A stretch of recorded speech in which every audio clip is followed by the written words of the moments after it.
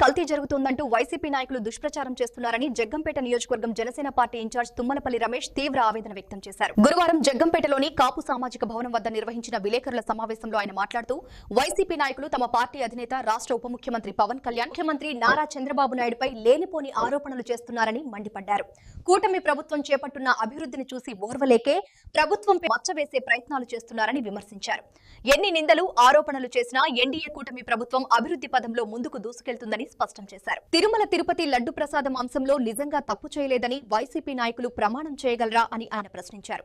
భక్తుల మనోభావాలను దెబ్బతీసేలా ఇలాంటి దుష్ప్రచారాలు చేయడం అత్యంత బాధ్యతారాహిత్యమని, ఇలాంటి ఆరోపణలను ప్రజలు గమనించి తగిన సమాధానం చెప్పాలని ఆయన పిలుపునిచ్చారు. నమస్కారం అండి. ఈరోజు ఈ ప్రెస్ మీట్ పెట్టడానికి ముఖ్య ఉద్దేశం, గత 10-15 రోజులుగా వైసీపీ వాళ్ళు మా ఎన్డీఏ గవర్నమెంట్ మీద, మా నాయకులు జనసేన అధ్యక్షులు ఈ రాష్ట్ర ఉప ముఖ్యమంత్రి పవన్ కళ్యాణ్ గారి మీద, అలాగే మన రాష్ట్ర ముఖ్యమంత్రి చంద్రబాబు నాయుడు గారి మీద, అందరి మీద కూడా వీళ్ళు నోటుకొచ్చిన విధంగా మాట్లాడడం జరుగుతుంది. ఎందుకంటే ఈ యొక్క అవినీతి గత ప్రభుత్వంలో, జగన్మోహన్ రెడ్డి గారి ప్రభుత్వంలో ఈ లడ్డూ మీద ఎన్నో రకాలైన స్కాములకి ఆయన సూత్రధారి ఉండి, ఎన్నో రకాలైన తిరుపతి వెంకన్నంటే ఈరోజు తిరుపతి వెంకటేశ్వర స్వామి అంటే మన ప్రపంచంలోనే అతి బాగా భక్తులున్న దేవుడు. అలాగే ప్రపంచవ్యాప్తంగా మన హిందూ ధర్మంలో, హిందూ సనాతన ధర్మంలో కూడా హిందువులకి అత్యంత పొద్దున్న లెగితే దండం పెట్టుకుని దేవుడి మీద ఈ లడ్డు ఒక ఉదాంతాన్ని మనోభావాలు దెబ్బతింటాయని చెప్పి మేము కూడా దీన్ని కామెంట్ చేయకుండా, మేము కూడా వాళ్ళ మీద ఎప్పుడు కూడా ఏ రకమైన పెట్టకుండా కూడా మేము ఆగడం జరిగింది. ఎందుకంటే హిందూ మనోభావాలు దెబ్బతింటాయనే ఉద్దేశంతో. కానీ వీళ్ళు కావాలని దాన్ని, ఏమీ లేని దాన్ని దుష్ప్రచారం చేస్తా ఇలాగా ఏమీ లేదు, సిట్టి ఏమీ నివేదిక ఇవ్వలేదు, ఏ రకమైన కల్తీ జరగలేదనే ఉద్దేశంతో మళ్ళీ దాన్ని కావాలనే ఉద్దేశంతో వీళ్ళు హిందూ మనోభావాలు దెబ్బతినే విధంగా చెప్పడం జరుగుతుంది. ఎందుకంటే మనం అన్ని మతాలకి అందరూ ప్రాతినిధ్యం వహిస్తారు. అలాగే మన మాజీ ముఖ్యమంత్రి గారు, ఆయన ఒక క్రిస్టియన్ అయినప్పటికీ ఆయన ముఖ్యమంత్రి హోదాలో ఉన్నప్పుడు అన్ని మతాలని సమానంగా చూసి బాధ్యత ఉంది. కానీ ఆయన ఆ రకమైన విధానం అవలంబించలేదు. ఆయన గుళ్ళు కానీ, గుళ్ళు మీద దాడులు కానీ ఎన్నో రకాలైన ఇబ్బందులు ఈ హిందూ ధర్మం మీద చేయడం జరిగింది.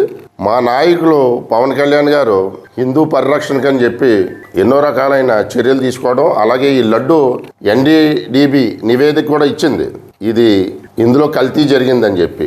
కానీ దొంగ అన్నట్టు ఏమీ లేదని చెప్పి ప్రచారం చేయడం జరుగుతుంది. కానీ ఇది క్లియర్గా మొన్న నివేదిక, సుప్రీంకోర్టు ఆదేశాల ప్రకారం సిబిఐ ఇచ్చిన నివేదికలో కూడా ఫిష్ ఆయిల్ అలాగే బీఫ్ ఆయిల్ కూడా ఉండి ఈ యొక్క కెమికల్ తయారు చేసి ఈ కెమికల్తో ఆ లడ్డూలు తయారు చేశారని చెప్పడం క్లియర్గా జరిగింది. మీరు ఈరోజు నేను జనసేన పార్టీ తరఫున మీకు సవాల్ విసురుతున్నాను. ఈ జగన్మోహన్ రెడ్డి అండ్ కో మీరందరూ కూడా దేవదేవుడి మీద నమ్మకం ఉండి మీరు అందరూ రండి, దేవుడి మీద ప్రమాణం చేస్తానని చెప్పి మీరందరూ, మీకు నిజంగా చిత్తశుద్ధి ఉంటే దేవుడి మీద ప్రమాణం చేయండి, రండి అని చెప్పి సవాల్ విసురుతున్నాను మీకు, ఏ తప్పు జరగకపోతే. కాబట్టి ఇదే దుష్ప్రచారం మీరు చేస్తే మేము తీవ్రంగా ఖండించడం. ఏ రకమైన మా నాయకుని కూడా మీరు ఈరోజు దేశంలోనే మా నాయకుడు ప్రతి రాష్ట్రం తిరిగి ఈరోజు ఒక నీతికి నిబద్ధతకి నిలువెత్తు సాక్ష్యం కింద ఉన్న మా నాయకుడిని మీరు కామెంట్ చేస్తే జనసేన పార్టీ తరఫున మేము తీవ్రంగా దీన్ని ఖండిస్తున్నాం. ఈ రకమైన కామెంట్లు మానేయండి. ఎందుకంటే మీ గురించి అందరికీ తెలుసు.